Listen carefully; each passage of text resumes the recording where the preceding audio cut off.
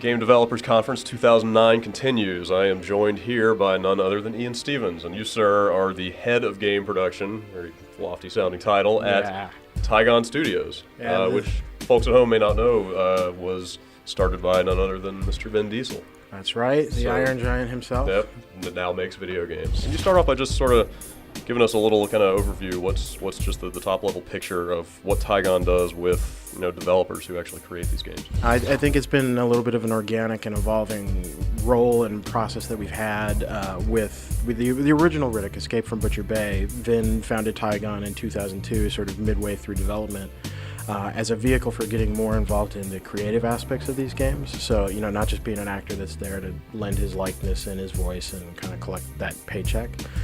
And throughout the course of Tigon's, growth and the way that the company's evolved, he sort of hired people like me, actual game developers that have been around his products and in the industry to take on, I think, a more meaningful role in what's happening on a day-to-day basis in the development of these games. And so a big step in that direction for us was a game like Wheelman, which really is an original IP that we've been developing as both a film and a game simultaneously. So it's sort of a reverse licensing treatment, if you will. And then, of course, this new Riddick game, which we're kind of doing outside of the auspices of a film's release. It's not attached to some sort of big theatrical event.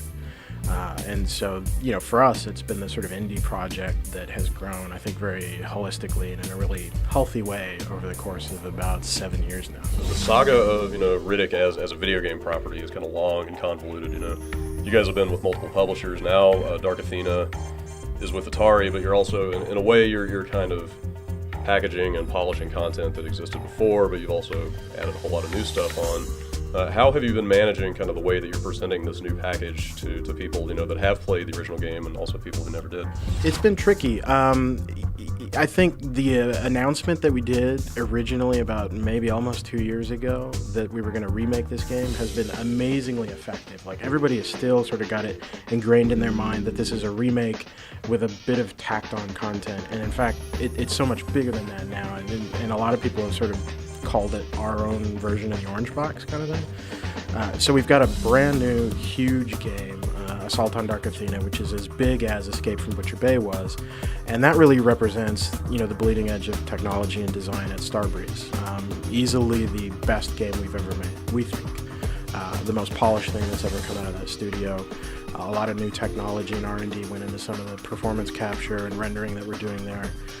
But then, because this project did start as a way for us to kind of get around the backwards compatibility issue that kept the original game from being playable on the 360, and also our desire to kind of hit a hardware audience with the PS3 that maybe never saw Escape from Butcher Bay in the first place, now we just sort of have that remake as a big old added bonus with some achievements and trophies in it and all this cool stuff, and then multiplayer on top of that. Atari has kind of been on the up and up lately. They've got a lot of new management over there. What's it been like working with the brass there? Obviously Phil Harrison is making a lot of decisions and stuff. Like, just how's it been working with those guys in terms of the decision making on promoting the game and that sort of thing? It's kind of ironic because Jim Wilson, the president of North America, was the CEO at Universal Interactive that launched Escape from Butcher Bay, and sort of grabbed this little team that had made Enclave and wasn't especially known for making high quality games and gave them Riddick, and as a production team gave a lot of us guys room to go and do some really cool things and take some risks. And so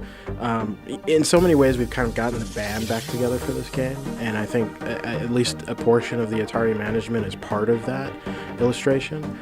And these are guys that have a vision for, I think, building a tremendous business known for quality and consistency, with a vision toward how the gaming industry can grow and become more interesting and more accessible to different kinds of people. So they came and partnered with us at a time when we were going through this transition, the Vivendi Activision merger, and saw what we were doing and believed in what we were doing, and have kind of kept with that spirit and that enthusiasm, and it's been cool. It's been really cool. So you guys have been working with Starbreeze for quite a while now. I think those guys, it's safe to say, have kind of proven their chops in terms of making video games. Have you guys ever thought about making the relationship between Tigon and Starbreeze a little more permanent, have kind of an ongoing thing with them? It's been incestuous in a really interesting way because Vin hired me out of Starbreeze. I was working there at the studio as a lead designer for Assault on Dark Athena and managing that studio, and had been there as a designer on Escape from Butcher Bay as well. And so just in building Tigon, there's been some cross-pollination and some partnership there. And I think it was a really interesting move for someone on that side of the studio to come over and be having conversations about what's happening with future Riddick films and how that can be really meaningfully connected to what we're doing on the game side, and sort of developing those character arcs and story arcs and ideas across everything that's happening in the Riddick world. And so, in an odd way, it's very much a brother-sister kind of thing, and has been for a long time. And, we'll kind of see where that goes. Could you ever see a time where, Vin Diesel is starring in just video games that actually don't even tie into a movie at all? It's a popular question. I think some of that could be answered by how the industry grows over time, and whether or not that's a viable opportunity for an actor like that that's used to a certain type of event Hollywood picture. I think, if there's room for something like that to happen, then maybe it will. So I don't really know that I have the answer to the question as much as I can't kind of wait, same as you, to see whether or not something like that could happen. Do you think we could see, Tigon branded and conceive games that aren't, kind of Vin Diesel related? Definitely. Yeah. Definitely. And I think, even if you sort of go to our website, there are some projects we tease and talk about that you might imagine most appropriately does not have Vin in them. So we'll see. I think we're best thought of as a production company, and where we lend our talents or our abilities can kind of go a lot of different places. Strangely, we've had a really high level of experience with Swedish candy in the recent past. Curious what substances power the development at Starbreeze? Lots of alcohol. Okay. I'm not sure if that counts as a candy unless you... Well, it can be made into a candy. Okay, all right. It can. In Sweden, the government sells all the alcohol. It's controlled by the Swedish government. You have to go to this place called Systembolaget. And they have, unlike a liquor store that hires the odd kid, they have like professional government-paid employees that will ask you what you're having for dinner and suggest this bottle of wine and whatnot. And it became a bit of a running joke that we would walk into the Systembolaget near the development offices and say, we're going to be at work this week for 90 hours. And the guy would go, all right, you need one bottle of this kind of vodka. Here's the hard stuff. Yeah, exactly. We're going to give you this case of beer, and sort of got personally connected to the guys there and what they needed to keep them going. But the Swedes are an interesting people. So the secret to great games is alcohol. I think the secret to a lot of success is alcohol. Fair enough. Just want to ask you, as a game developer, how does the Game Developers Conference strike you this year? What's your focus here in terms of what you're promoting, and also what else have you seen that's impressed you? I walk away from most of these things feeling encouraged by the fact that I'm not the only one going through certain things.